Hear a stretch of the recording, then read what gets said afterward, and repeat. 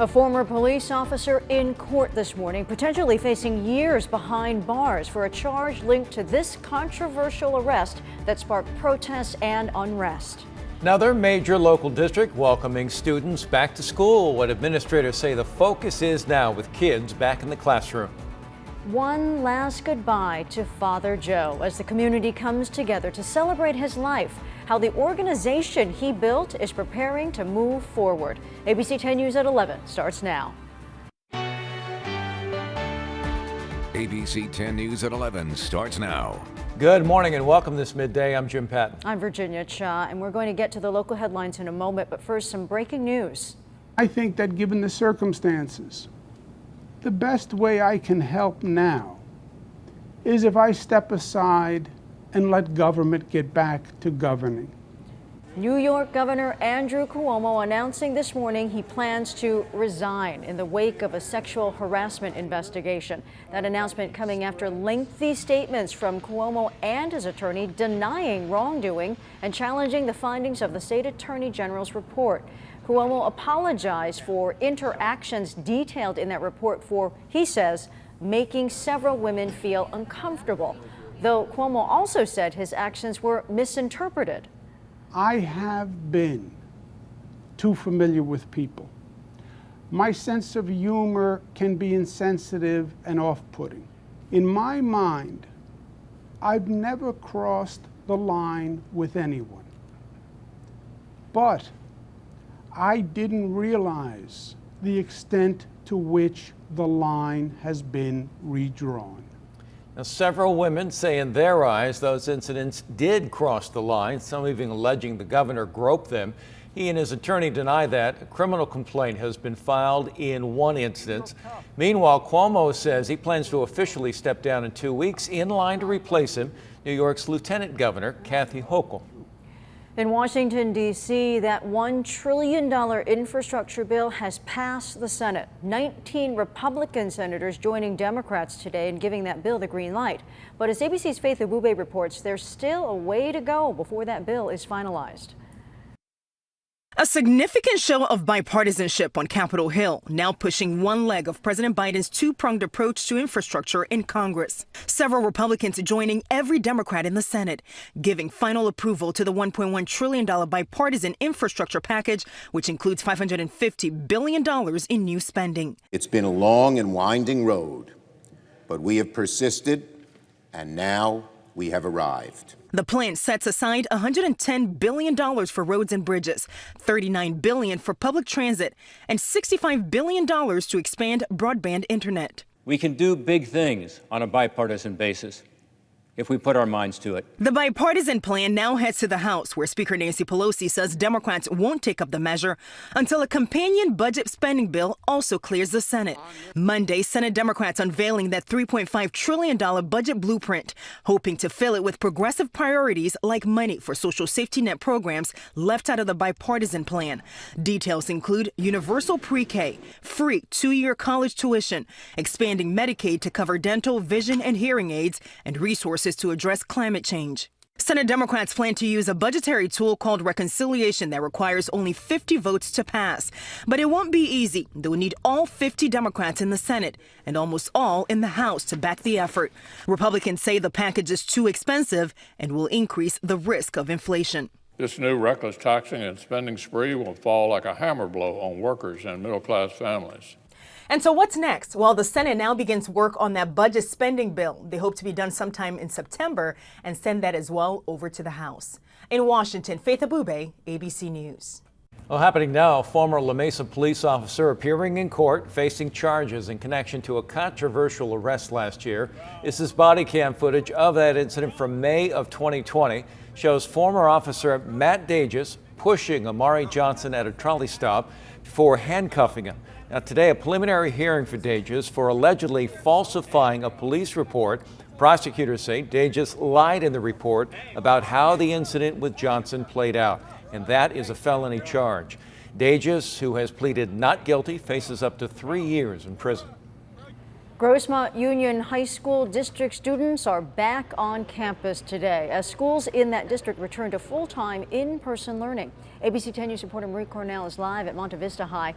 So Maria, I know you spoke with the superintendent who says they are ready to get back to a sense of normalcy. Yeah, Virginia, you may remember we've done stories talking to parents and teachers about the struggles they encountered dealing with virtual learning. And today, just about 20,000 students returned to their campuses. It's been about a year and a half since Monte Vista High School has looked like this, with students getting dropped off to seeing teachers, staff, and students on campus at one time. Tuesday, the Grossmont Union High School District reopened their campuses to all of their students for in-person learning after having had blended learning or a hybrid model last year because of the pandemic. Students like sophomore Ezekiel Casterone says he's excited to finally be on campus full-time. Feels better to be back instead of online. His mom, Wendy, says it wasn't a tough decision to make after seeing the challenges her children faced last year with online learning. I kind of let him decide more or less, what he thought was good and what he wanted to do. And he definitely wanted to return to campus because, doing work online was definitely a struggle. So being able to communicate with the teachers and, see the work and get the help he needs, I think would be great. And Superintendent Teresa Kemper says they're ready to return to a sense of normalcy, having had the opportunity to make sure the COVID-19 protocols that were in place were tested and ready to go last year with their hybrid model. Now she says the focus is on getting the kids back on track. Seeing those students face to face, eyes looking at each other, building the trust and comfort and support. And then with that as a basis, then we can provide all of the academic and social emotional needs that the students have in order to be successful. District officials tell us about 60 families decided not to return to campus. What they did is they signed up for independent learning, which is basically the student will do the work at home, then meet with the teacher once a week. Live from Monte Vista High, Marie Cornell, ABC 10 News. Thank you, Marie. Right now, some evacuations are underway after a gas line broke in the East County. It happened just before 9 this morning in Hamul. It's not clear what caused that break, but the Sheriff's Department has ordered about a dozen homes to evacuate. Some others are sheltering in place. Those orders will remain in effect for a few hours while crews handle the repairs. And this morning, we are working to get more information on a police investigation in City Heights. Our breaking news tracker was on the scene this morning as police blocked off Central Avenue Mini Park. All we can confirm so far is that a homicide investigation is underway after a man was found dead there. Police say an arrow was found next to him, but wouldn't elaborate. We're working to find more details, and we'll update you as we learn more. Also overnight, a wrong-way head-on crash on the 5 in the Bayho area. This was the scene just before midnight. Witnesses told our 10 News breaking news tracker that the silver SUV was driving the wrong way in the northbound lanes, slammed into another SUV and a red pickup. The drivers of both SUVs taken to a hospital, but it's not clear how severe their injuries are. DUI is being investigated as a possible factor. Celebrating the life and legacy of Father Joe Carroll. Right now, San Diegans are honoring this local champion of the homeless. ABC 10 News anchor Mary McKenzie joining us live from home as the services continue. Mary, at the Convention Center. Hey, I was just listening to City Council member Chris Cate. He was speaking. Everyone, of course, has a memory of Father Joe, the celebration happening here in San Diego, because it's really where his legacy began. But he influenced homeless outreach far beyond this city, creating a model for serving people in many different aspects of their lives beyond just a roof over their heads. This is the second public service for Father Joe Carroll.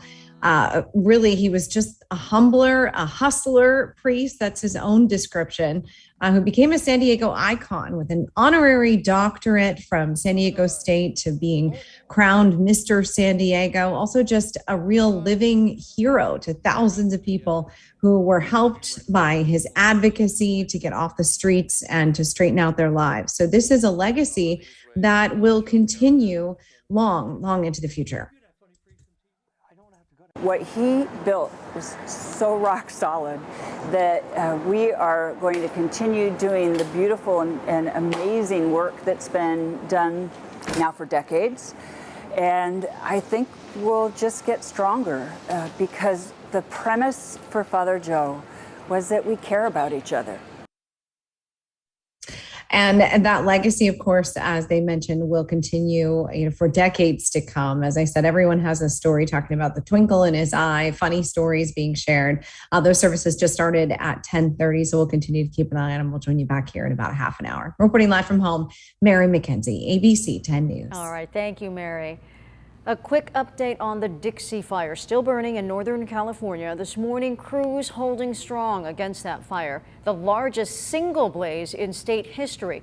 It is just under 488,000 acres, about the same as yesterday. Thousands of firefighters, including crews from several San Diego departments, are working to get it under control. As of this morning, containment has gone up to 25%.